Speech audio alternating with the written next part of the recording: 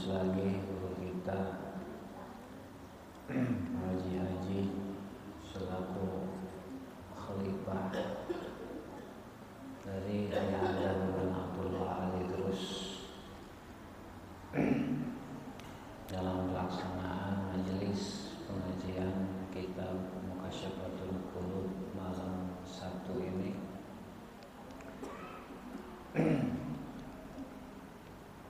Semoga guru-guru kita semua, baik yang hadir maupun yang tidak hadir, kita sama-sama doakan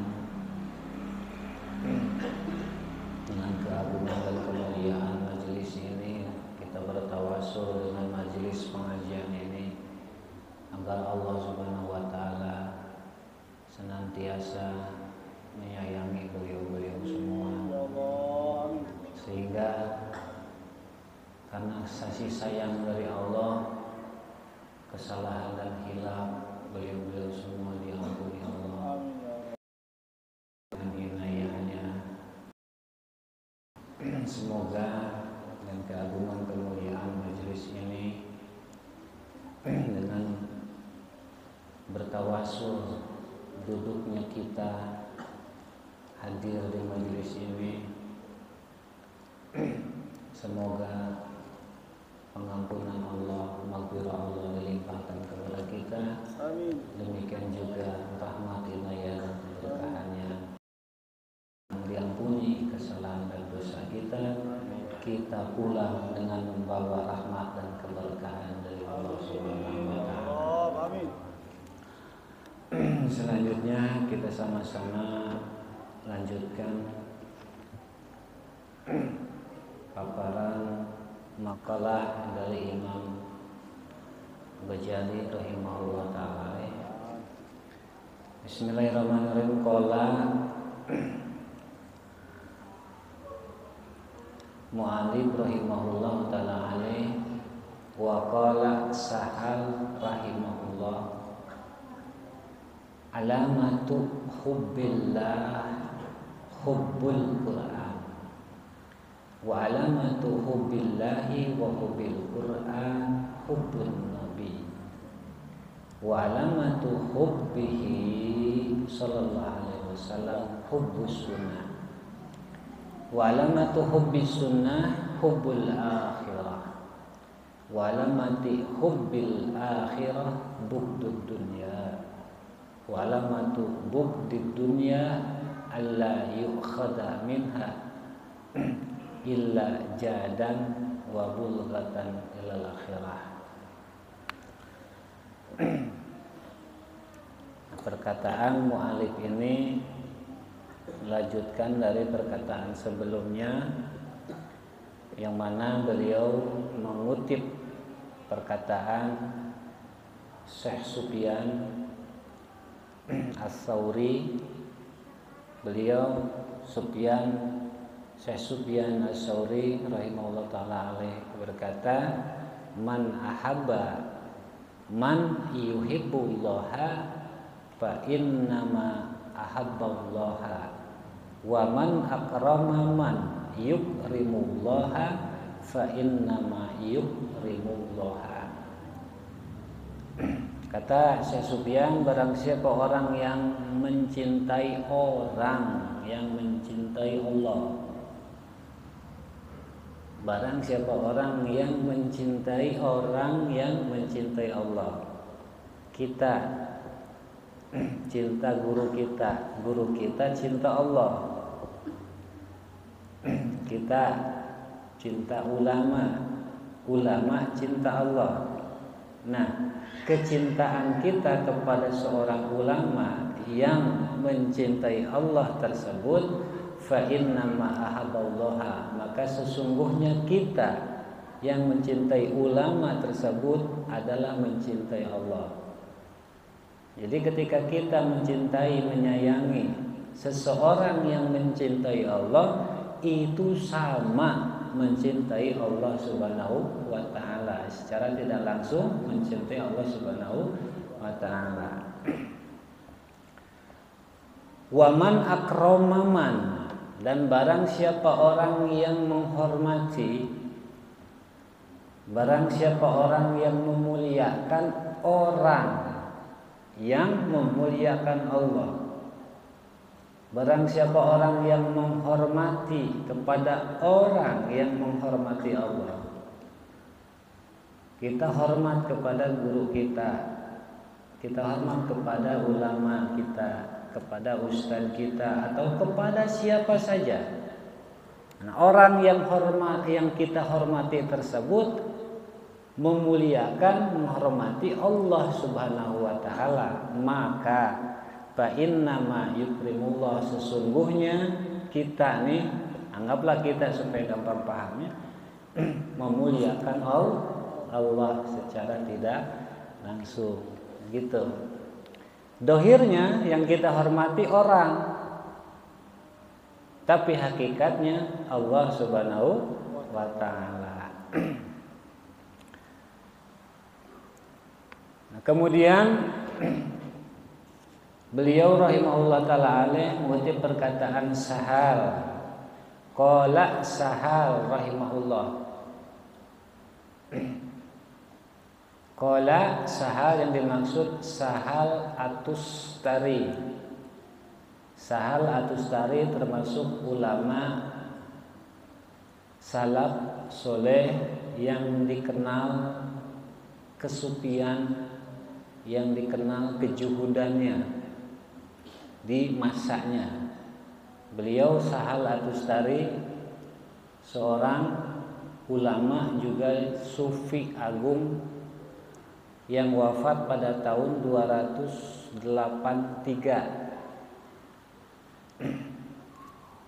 Hijri. Nah, beliau Sahal At-Tustari berkata, ini perkataan Syekh Sahal At-Tustari ini banyak dikutip oleh ulama-ulama khalaf, ulama-ulama kesini, dimuat di berbagai kitab-kitab.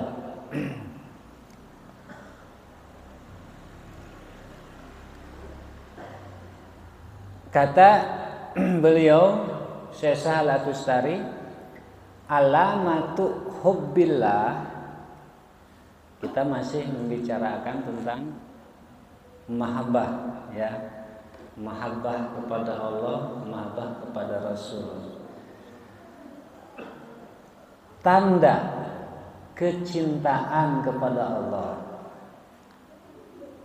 tanda kecintaan kepada Allah, sebagaimana kita tahu, fa inna likulli syai' alamat.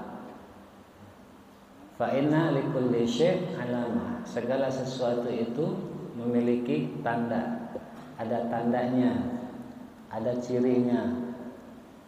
Dari jauh nggak kelihatan jelas, tapi kita bisa tahu yang kita lihat itu apa, karena ada tandanya. Secara umum kita ini sama-sama manusia, punya tangan, ada telinga, ada hidung, ada mata, sama, tapi tidak memiliki kesamaan yang pasti, karena ada tanda-tanda yang membedakan masing-masing satu sama lain. Secara umum sama. Fa inna likulli syai' alamat. Segala sesuatu itu ada tandanya. Demikian juga dengan hal, dengan sikap, dengan tindakan. Maka kecintaan pun ada tandanya. Tandanya kecintaan kepada Allah, kita cinta kepada Allah, kita mahabbah kepada Allah. Maka tanda atau ciri mahabbah kepada Allah, hubbul Quran, adalah mahabbah, adalah mencintai, menyenangi, menyukai Al-Quran. Jadi orang yang mahabbah kepada Allah, cirinya mahabbah kepada Al-Quran. Orang yang mahabbah kepada Al-Quran, maka menjadi ciri kecintaan dia, mahabbah dia kepada Allah. Wa alamatu hubbillah wa hubbil Quran, lalu tanda mahabbah kepada Allah dan mahabbah kepada Al-Quran. Ulangi, tanda mahabbah kepada Allah adalah mahabbah kepada Al-Quran, dan mahabbah, tanda mahabbah kepada Allah dan mahabbah kepada Al-Quran, tandanya adalah hubbun Nabi Sallallahu Alaihi Wasallam. Ya, ciri mahabbah kepada Allah, mahabbah kepada Al-Quran, cirinya adalah mahabbah kepada baginda Nabi Sallallahu Alaihi Wasallam. Maka rasa mahabbah, rasa cinta kita, rasa suka kita kepada baginda Nabi Sallallahu Alaihi Wasallam itu menunjukkan kecintaan kita kepada Allah dan Al-Quran.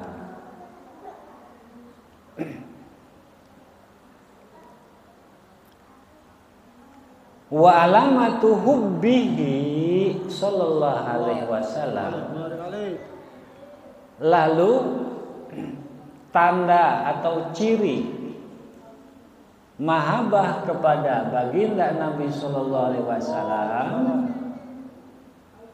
cirinya mahabbah, tandanya mahabbah kepada baginda Nabi Sallallahu Alaihi Wasallam, hubbus sunnah, adalah menyenangi, menyukai sunnahnya beliau Sallallahu Alaihi Wasallam. Ini penting nih, penting. Kita ngaku mahabbah kepada Nabi, tapi tanda-tandanya ada nggak di kita? Gitu.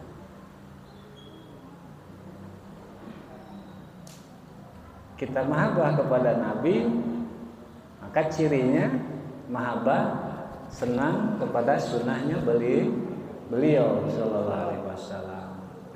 Nah, sunnah beliau ini banyak. Sunnah yang dimaksud manhaj. Sunnah yang dimaksud di sini manhajnya beliau yang mencakup af'aliyah, qauliyah, takriyahnya. Jadi bukan sunnah dalam pengertian satu bid'ah, satu hal, misalkan dalam fikih, bukan dalam pengertian fikih saja.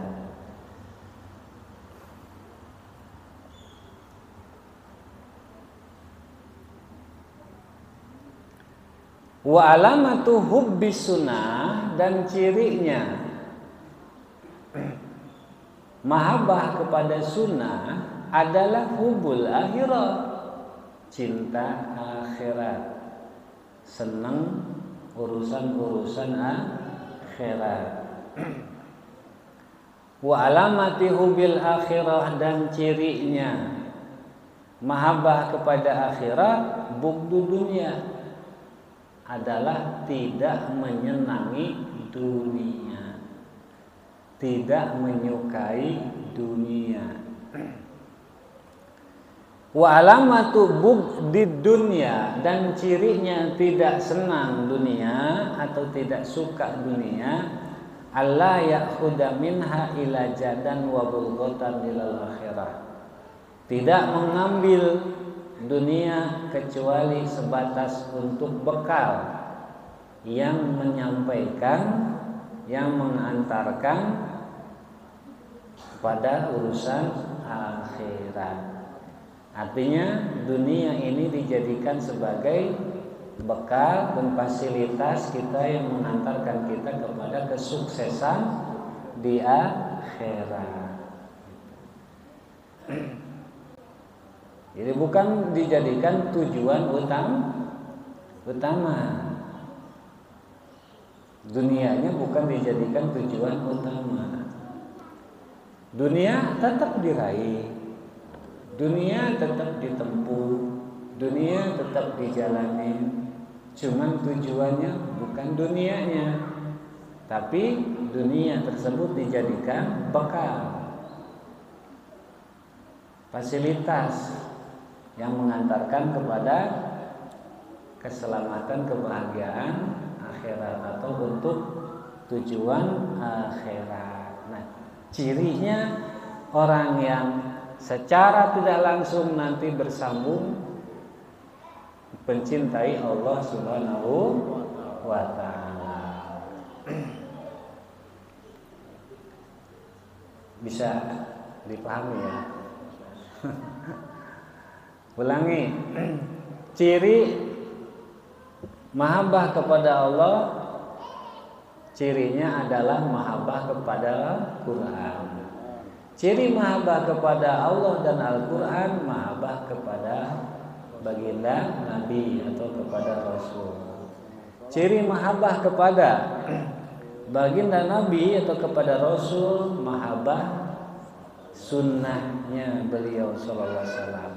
Ciri mahabbah kepada sunnah adalah mahabbah akhirat. Ciri mahabbah akhirat, benci dunia. Ciri benci dunia, jangan bencilah, mungkin terlalu ini kata-katanya. Tidak suka dunia ya. Nah, cirinya tidak mengambil dunia kecuali sebatas untuk bekal menuju akhirat. Insya Allah mudah-mudahan kita semua ini termasuk orang-orang yang mahabbah kepada Allah Subhanahu wa ta'ala.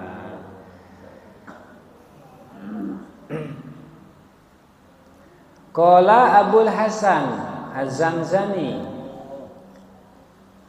aslul ibadah ala salasati arkan. Pokoknya ibadah terdapat pada 3 rukun, 3 penopang, 3 rukun. Kita tahu rukun ini peranannya sangat penting dalam sholat. Ketika rukunnya tidak ada, maka sholatnya pun bisa jadi tidak sah, tidak jadi. Nah, ini aslul ibadah, kata Syekh Abul Hasan, pokoknya asal. Insyaallah kita paham makna atau definisi dari pokok. Berarti pokok ini kalau pohon, cabang utama yang dasar ya. Bukan cabang, batang ya. Batang utama yang nanti di batang itu ada cabang-cabangnya. Kalau kita gambarkan kepada sebuah pohon. Nah, kalau bangunan ini berarti tiang-tiang, di bawahnya pondasi, ada cakar ayamnya, kan kuat,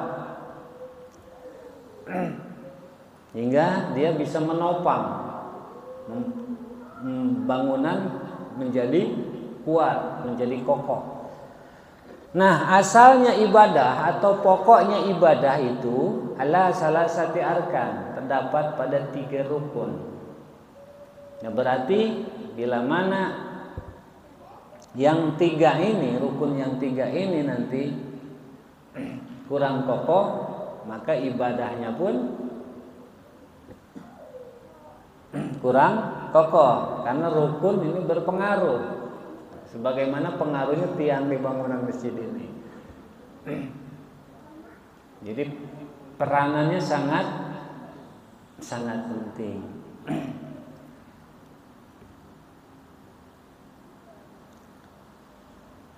Al-aini wal qalbi wal lisan, yaitu pertama, pokoknya ibadah atau dasarnya ibadah itu adalah ain, mata, wal qalbi, kedua hati, wal lisani, ketiga lisan. 1 mata, 2 hati, 3 lisan. Ini yang 3 ini adalah pokoknya ibadah. Fal ain bil ibrah. Fal ain, mata ini, bil ibrah, sebagai ibrah. Yang mata ini jadikan alat untuk mengambil ibrah. Sekarang kita ini lagi duduk di majelis ilmu. Kita ada mata. Nah, pandangan kita ini, pandangan mata kita ini ditujukan kepada redaksi tulisan yang ada di kitab, atau contoh tadi jamaah baca susunan gubahan Aqidatul Nafi'ah, Aqidatul Mujmalah, mata kita tertuju ke tulisan-tulisan. Jadi ibadah.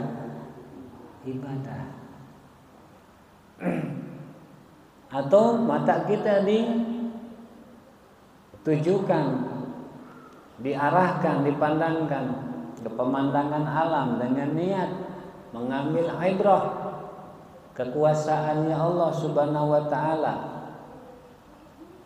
Itu pun jadi ibadah. Jadi mata sebagai alat yang digunakan, yang kita gunakan untuk mengambil ibrah.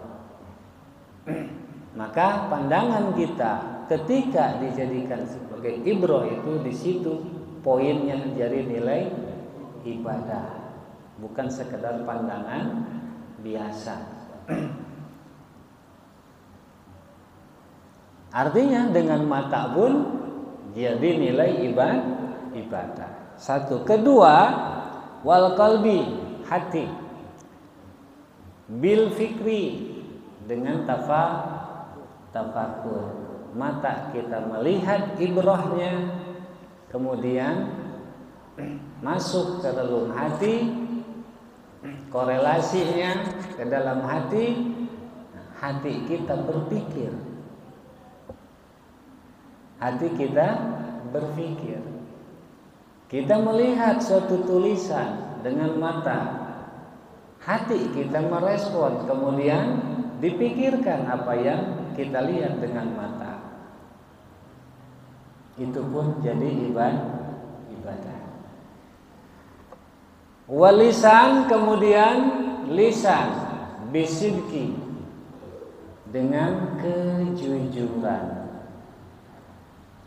Tutur kata kita, ucapan kita terucap di dalam lisan kita suatu kejujuran, maka di situ pun jadi ibadah. Inni wajahtu wajhiya lilladzi fataras samawati wal ardh, dan seterusnya. Kita ucapkan uhdah ketika di dalam salat. Aku hadapkan diriku kepada Zat yang Maha Mencipta langit dan bumi. Kita ucapkan, kita omongkan bahwa kita menghadap. Sudah jujur belum kita? Padahal ucapan kita mengucapkan, mengatakan kita sedang menghadapkan diri kita kepada Allah. Nah, kalau kita sholat, menghadap nggak kita? Merasa nggak kita menghadap Allah? Nah, ketika kita mengucapkan ini wajah tu wajhiyah, badan kita, hati kita, pikiran kita merasa menghadap Allah. Itu sidik, jujur. Saya mengaji, kita ucapkan itu. Nah, jujur nggak ucapan, bahwa ucapan yang kita ucapkan, saya mau ngaji nggak kita? Jadi kejujuran itu bukan hanya sekedar dari mengucapkan suatu fakta, enggak. Termasuk jujur dalam tindakan, jujur dalam pikiran, jujur dalam perbuatan, jujur dalam sebuah komitmen.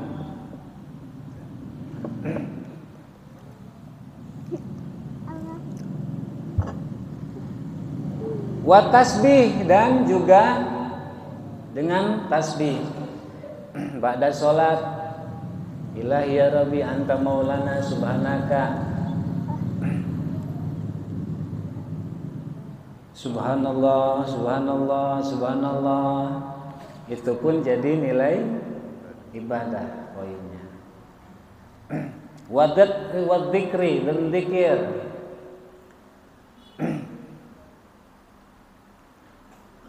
Afdalu ma qultu ana wa nabiyyuna min qabli la ilaha illallah, misalkan kalau kita tahlil. Atau ala inna bi dzikrillahi tatmainnul qulub, afdal dzikri fa'lam annahu la ilaha illallah. Kita ucapkan la ilaha illallah dengan lidah kita, dengan lisan kita, itu pun jadi poin ibadah. Kama qala ta'ala, sebagaimana yang difirmankan Allah Ta'ala, udzurullaha dzikran katsira wasabbihuhu bukratan wa asila. Udzurullaha dzikran katsira wasabbihuhu bukratan wa asila. Pagi, sore kita sebut Allah, kita zikir kepada Allah. Maka itu jadi ibadah. Pada maghrib atau pada isya kita baca ratib. Di dalam ratib ada tasbih, ada takbir, ada tahlil, ada la ilaha illallah, ada subhanallah. Berarti jadi nilai ibadah. Selama keluar dari hati yang sidi.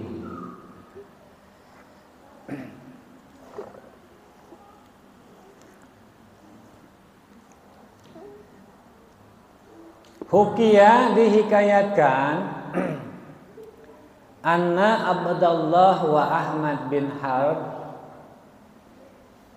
bahwa Syekh Abdullah dan Syekh Ahmad bin Harb hadara maudi'an, beliau keduanya hadir di satu tempat, menghadiri satu tempat. Hadir kayak gini, hadir. Faqata Ahmad bin Harb qit'atan min hasyisil ard. Kemudian Syekh Ahmad bin Harb ini memetik setangkai atau sehelai tumbuhan di bumi, di tanah. Katakan rumput. Ada rumput dipetik, dipotes sama Syekh Ahmad bin Harb.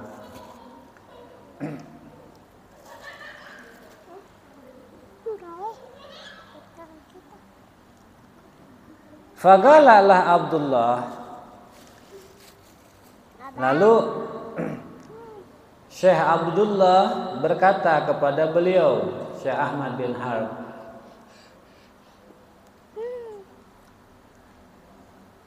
hasala alaika satu asya. Hasala alaika satu asya, 5 hal terjadi padamu, 5 hal kamu dapatkan. Syagalta galbak, asyagalat galbuk biha antasbih maulak. Pertama, hatimu sibuk karena yang 5 itu dari bertasbih kepada Tuhanmu. Jadi hatinya jadi lalai, tidak bisa bertasbih kepada Allah Subhanahu wa ta'ala karena yang 5 ini. Wa awadat nafsuk al-istighal bi ghairi dzikrillah, dan nafsumu persiapannya adalah untuk selain mengingat Allah.